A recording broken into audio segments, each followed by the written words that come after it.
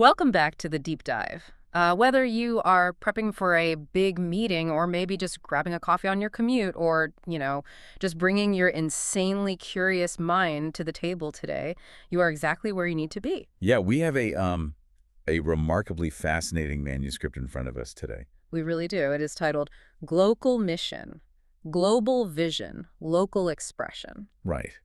And it really is a fascinating document to dissect because what we're looking at today is a highly comprehensive framework. It's both theological and practical, and it was designed specifically for Christian communities. Yeah.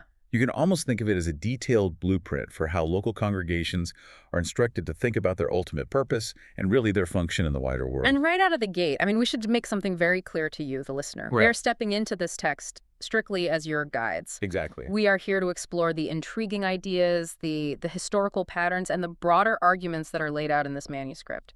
We aren't taking a side. No, not at all. And we are definitely not here to endorse the specific religious viewpoints presented. Our entire goal is simply to unpack the author's incredibly compelling perspective on how grassroots movements attempt to change the world. Right. We're just looking at the mechanics of movement building and cultural transformation as it's presented by this specific author. Yeah.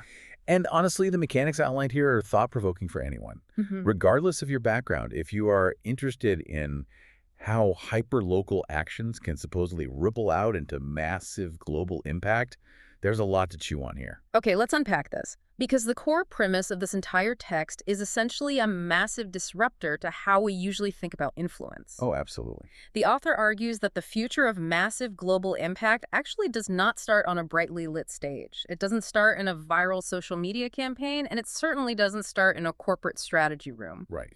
According to this manuscript, true global impact starts with ordinary people doing ordinary things in ordinary everyday neighborhoods. What's fascinating here is how completely this text flips conventional modern thinking on its head. If you look around, we live in an era that constantly screams at us that bigger is better. Oh, 100%. We are conditioned to believe that scaling up, getting more followers, building larger platforms, expanding our geographic reach as instantly as possible, that's the only way our actions actually matter. Right. But this source argues the exact opposite. The author contends that true, sustainable global reach actually requires intense, almost microscopic local rootedness. Which completely dismantles what the text refers to as the celebrity leadership model. We see that obsession with visibility everywhere today. Everywhere. But to counter that, the author introduces this concept called the theology of the mustard seed. For those of us who might not be familiar with that, what exactly is the author getting at there? Yeah, so it's an idea drawn directly from biblical texts, suggesting that the kingdom of God or this movement of redemption, it arrives very quietly. It's small, it's hidden, it is easily overlooked by the powers that be. Kind of like a seed in the dirt. Exactly like a seed. And the core argument is that buried inside that tiny, seemingly insignificant seed is the entire DNA required to grow into a massive, expansive shelter. The text insists that size and volume at the beginning are actually terrible indicators of long-term transformative power. So if we are talking about tiny seeds and, avoiding the spotlight, how does the author connect that to the broader theology of the text? Because there is a term used heavily in the manuscript, the incarnation. Right. For those of us who might not know the mechanics of that specific doctrine, how does the text define it and use it here? Well, in Christian theology, the incarnation is the core belief that God literally became human in the person of Jesus. But the manuscript points out how the author believes that happened. Okay. According to the source, Jesus didn't just shout a message of redemption down from heaven through a megaphone. Yeah, that would be the loud, viral way. Right. And he also didn't march into Rome, which was the absolute center of global power and influence at the time, to launch a worldwide marketing campaign or, take over the government. The text emphasizes that he quite literally moved into a neighborhood. Precisely. He lived in a specific, highly obscure place, Galilee and Capernaum. He walked dusty roads. He learned a manual trade. He attended local weddings. He formed a very small, intimate community. Just normal, everyday stuff. Exactly. And the author uses this narrative to prove a major point. The proposed method for global redemption relied heavily on local, physical embodiment. The text uses a great phrase for this. Proximity precedes proclamation. You have to be near people before you can effectively speak to them. That is so challenging. If you are listening to this right now, think about your own ambitions for a second. We all have these grand desires to change the world or at least to leave a significant mark on our industry or our culture. Sure. But the text really puts a mirror up and challenges that instinct with a tough question. Hmm. Are you willing to be faithful in total obscurity Oh, first? yeah. Are you willing to do the quiet, unseen work right in your own neighborhood before you try to conquer the globe? And the manuscript backs up this challenge with historical evidence. It aims to show how this grassroots faithfulness has repeatedly changed the world. For instance, the text points to the 18th century Moravian believers in a place called Herrnhut, Germany. Moravian believers. I don't think I've ever heard of Herrnhut. What exactly happened in that village? It was a tiny, obscure village that made a radical commitment. According to the text, this community committed to a continuous, round-the-clock prayer movement. Wow. We are talking about 24 hours a day, 7 days a week, unbroken prayer, and out of that intense, highly localized devotion, it sparked one of the most expansive global mission movements in history. From that one tiny German village, they ended up reaching Africa, the Caribbean, and the Americas. That is staggering. To think that a global expansion of that magnitude started with just people sitting in a room in Germany. Right. And the source also points to the early Celtic monastic communities in the post-Roman West. When the Roman Empire was collapsing, these communities didn't try to conquer territories or seize political power. They just laid low. They just quietly preserved, learning, prayed, and lived faithfully in their local enclaves.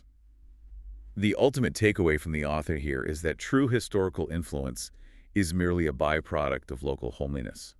It is never the result of actively pursuing cultural dominance. Here's where it gets really interesting. The author doesn't just pull these historical examples out of thin air to make a point. They trace this entire concept as an unbroken thread running all the way through the Bible. Yeah, starting way back in the book of Genesis. Specifically Genesis chapter 12. Yes, the author calls this the architecture of blessing. It's described in the text as a specific centripetal pattern. Wait, centripetal, like the physical force, like a whirlpool drawing things inward toward a center. Exactly like that.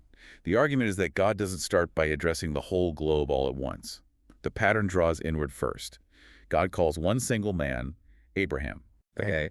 That one man is formed to create one family. That one family grows to form one nation. And then, once that center is established, the ultimate purpose of that one nation is to act outward and be a blessing to all nations. So it's a very deliberate sequence of events. Extremely deliberate. The author emphasizes a firm rule here. Formation must happen before expansion. You simply cannot expand outward until you have formed a solid identity inward. Oh, that makes sense. Think of it like a massive tree. The roots absolutely must grow deep downward into the dark soil before the branches have the structural strength to stretch outward into the sky.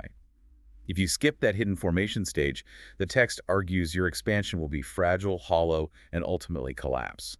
And the text gives us a perfect case study of this concept playing out with the early church in a city called Antioch. Yeah. When you read how the source describes the community in Antioch, it sounds absolutely nothing like a modern corporate strategy session. No, not at all. It wasn't a bunch of executives in a boardroom looking at a map, pointing to target demographics and planning a launch. The text highlights that Antioch was a deeply diverse local community that was highly focused inward first. They were fasting, they were praying, they were deeply engaged in their local worship, and they were taking the time to discern the guidance of the Spirit. They were putting down those deep roots. Exactly.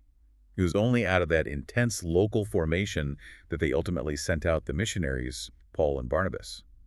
The author argues that their global mission was an organic overflow of their local health, not a manufactured marketing campaign. Which brings up a huge warning from the author that really stood out to me.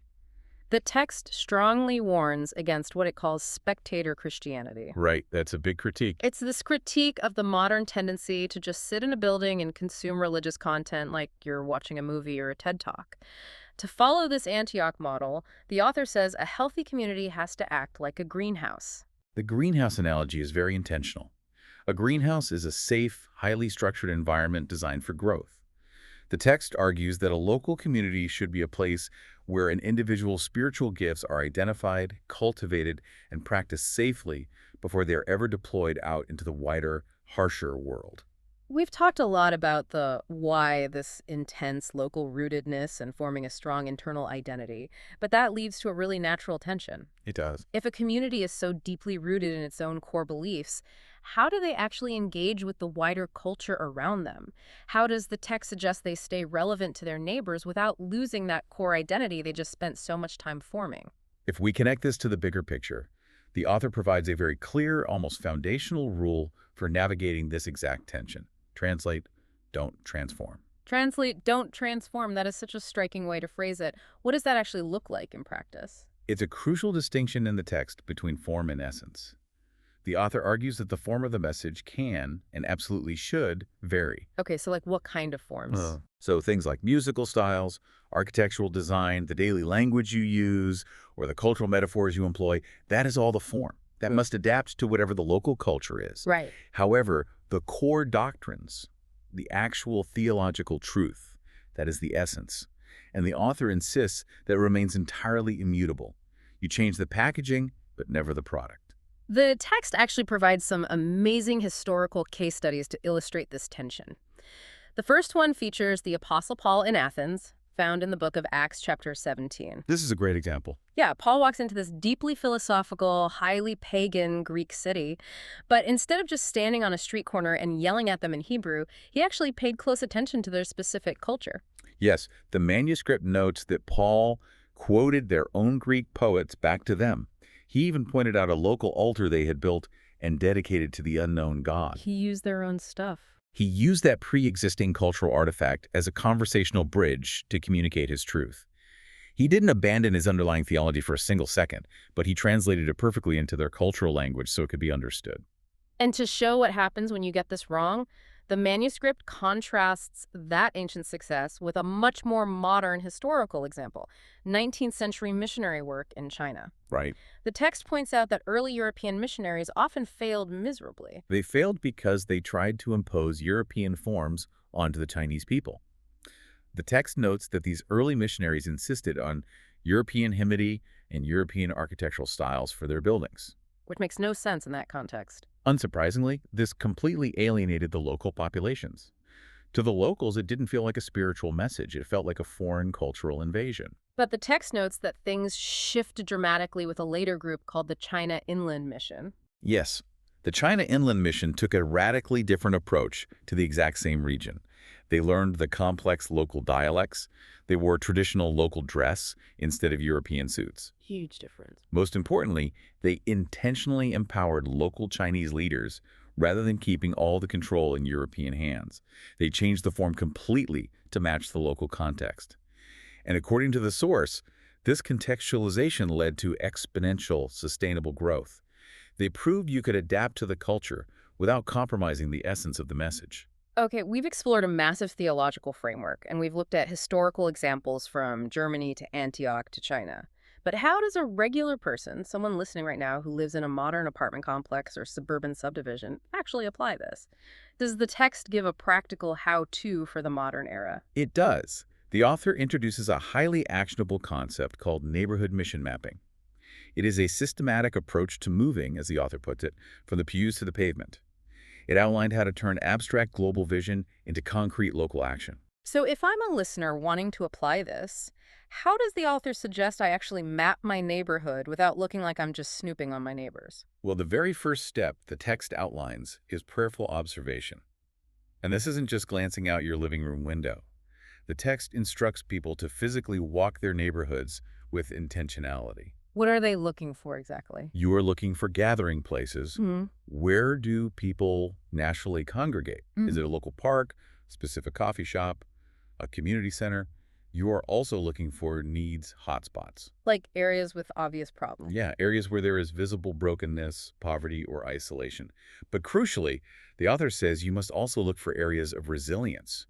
What are the strengths and the existing assets of this specific community? Once you've observed all of that, how do you actually engage? Because I think this is where a lot of well-meaning people trip up. They see a problem and just rush in to fix it. This raises an important question about how we approach helping others.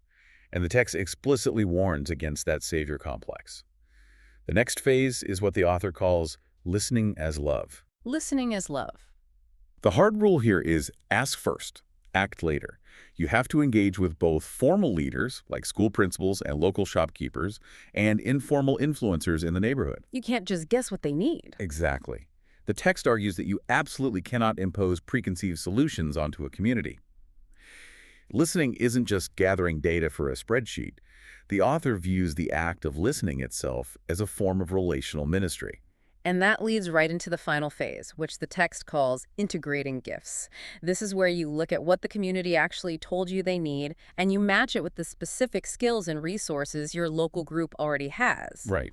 The manuscript actually weaves in 3 real-world stories to show how difficult but rewarding this mapping process is. The first one takes place in Manila. In Manila, a local church decided to take a spiritual inventory of their own congregation. They realized they had a significant number of retired teachers just sitting in their gathering every week. That's a huge asset. Following the mapping steps, they walked their neighborhood, they listened to the community, and they identified a severe literacy gap among the local children. Instead of launching a generic program, they simply matched their existing asset, the retired teachers, with the specific local need and built a highly targeted tutoring program. It's brilliant because it uses what's already there. But the text actually provides a great contrast to this with the story out of a Latin American barrio. This story highlights why that listening phase is so critical and honestly so hard. A church there had a massive plan all drawn up to hand out food to the neighborhood. They Right. had the resources, they had the vision. But before they launched, they actually stopped and listened to the residents. And what they heard completely changed their strategy. They realized that while food handouts were helpful, what the community desperately needed was mentorship and tutoring to keep adolescents from dropping out of school and falling into local gangs. Imagine how hard it is to scrap a plan you've already built. But they pivoted. They threw out the food plan and started a mentorship program instead. The author uses this to prove that listening multiplies your impact, even if it forces you to abandon your original assumptions. The final example the text offers is from Cebu. A church there was intentionally observing their neighborhood and noticed a recent influx of migrant workers. Okay. Because these parents were working incredibly long hours to make ends meet, there were a lot of unsupervised children hanging around local basketball courts after school. The church looked at its own congregation and realized they had members who were professionally trained social workers. Perfect match. They leveraged those specific, highly trained skills to start an after-school program right there in the neighborhood, directly addressing the local reality rather than offering a generic religious service. So, what does this all mean? We've covered deep theological concepts, centuries of history, and very practical neighborhood mapping. If I had to distill the ultimate takeaway from this source for you, the listener, it's this exact quote from the author. Global vision must be expressed through local faithfulness. It's a powerful statement. You do not need a massive platform to matter. You don't need 1 million followers on social media. You just need to be faithfully embedded right where you are. The manuscript ultimately views every single individual as a vital part of the mission. It doesn't matter if you are a teacher, a business owner, a parent, or a student. The text argues you are on an assignment in your specific geographic location. An assignment. Yes, the author calls this the theology of place. It is the profound idea that your neighborhood is not merely an accident of real estate or a temporary stepping stone. Your street, your apartment building, your local coffee shop, it is a deliberate assignment. That is such a striking way the author phrases it, framing a literal zip code as a deliberate assignment. I want to leave you with a final thought to mull over today, building on everything we just explored. This entire manuscript insists that physically moving into the neighborhood and having a tangible, incarnational presence are the absolute only ways to create lasting transformation. Right. But let's look at the reality of the world we actually live in today. It is increasingly remote, work from home, and digital first. Our communities are often entirely online, consisting of avatars and people who live thousands of miles away. So are we losing the very physical proximity that this text says is required to be faithful? That's a tough question. If you spend 8 hours a day in a virtual office and you don't even know your literal next-door neighbor's name, can you truly have a global impact? It's something to think about. It certainly challenges us to evaluate where we are actually spending our relational energy and whether our digital reach is coming at the expense of our physical roots. Absolutely. Thank you so much for joining us for this deep dive. I highly encourage you to walk out your front door today and try to look at your own neighborhood, your own specific assignment with fresh eyes. We'll catch you next time.